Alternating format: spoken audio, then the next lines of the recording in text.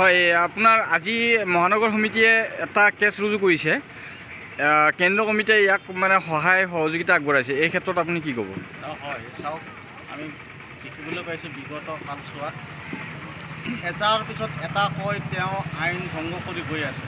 যে আমাৰ কথা হ'ল আইন সকলোৰে বাবে সমান, আৰু যিহেতু আইন সকলোৰে বাবে সমান, এই সত্যৰঞ্জন বৰাৰ বিৰুদ্ধেও আইনগত বিহিত ব্যৱস্থা ল'ব লাগে। মই চৰকাৰৰ প্ৰতি দাবী জনাইছোঁ, চৰকাৰে এওঁক গুৰুত্ব সহকাৰে লওক, কাৰণ এওঁৰ দ্বাৰা চৰকাৰৰ ক্ষতি হৈ আছে। কাৰণ আজি সত্যৰঞ্জন বৰাক তেওঁলোকে যিমানেই সুৰক্ষা দি থাকিব, এইখন অসমত হিন্দু মুছলমানৰ যিটো একতা, শান্তিপূৰ্ণ একতা, এই বিনষ্ট হৈ গৈ থাকিব।